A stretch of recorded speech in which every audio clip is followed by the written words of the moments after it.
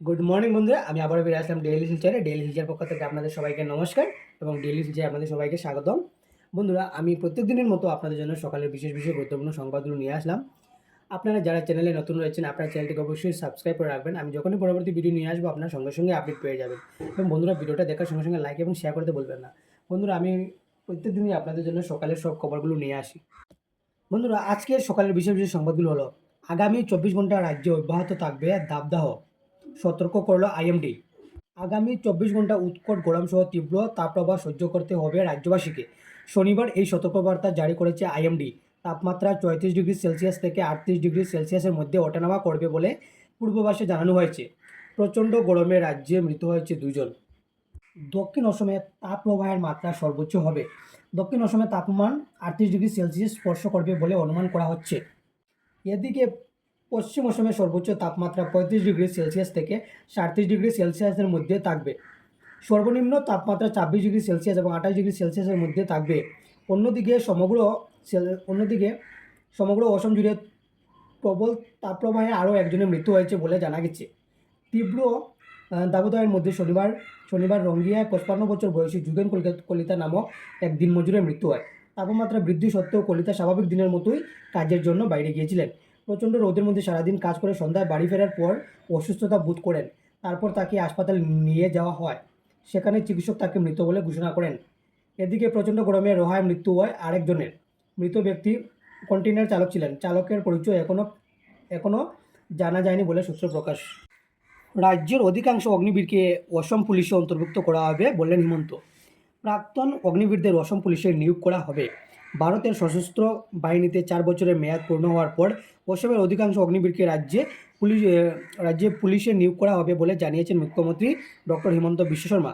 তিনি ঘোষণা করেছেন, রাজ্যের অধিকাংশ অগ্নিবীরকে অসম পুলিশে নিয়োগ করার সিদ্ধান্ত নিয়েছে সরকার।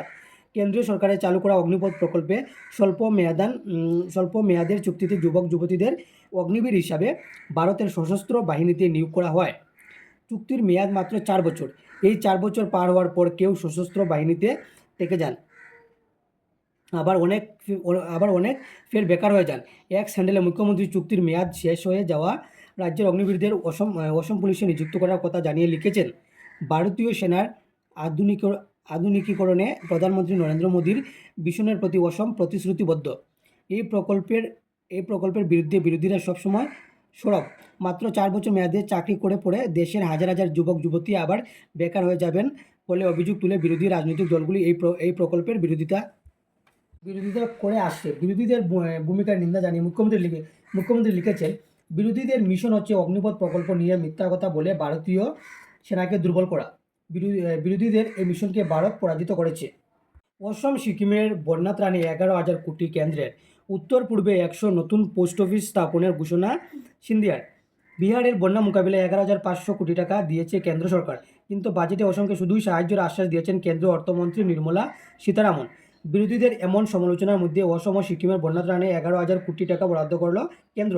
শনিবার একথা ঘোষণা করেছেন কেন্দ্রীয় ডোনার মন্ত্রী জ্যোতিরাদিত্য সিন্ধিয়া।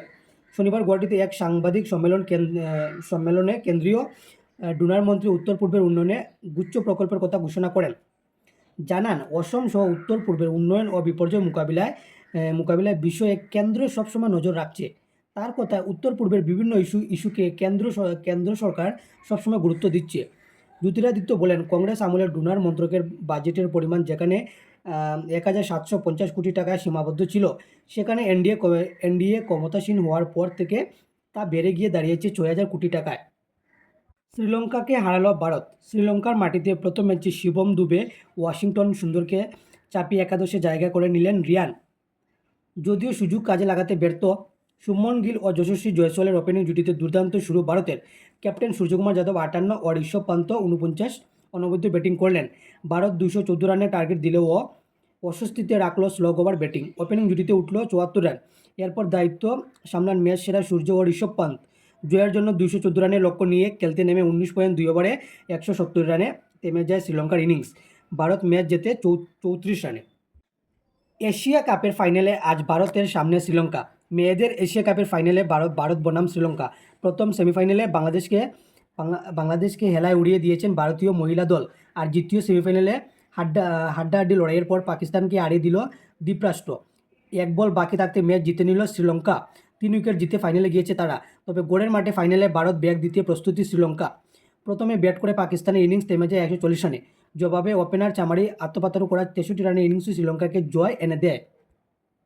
রবিবার অর্থাৎ আজ মেয়েদের এশিয়া কাপের ফাইনালে তাই ভারতের প্রতিপক্ষ শ্রীলঙ্কা। আর ডাম্বুলায় দুপুর 3টা থেকে শুরু হবে সেই ম্যাচ। অষ্টমবার এশিয়া কাপ জয়ের লক্ষ্য নিয়ে নামবেন হরমনপ্রীত কৌর, স্মৃতি মান্ধানারা। সবাইকে ধন্যবাদ বন্ধুরা। আমি আবার আপনাদের জন্য পরবর্তী ভিডিও নিয়ে আসবো।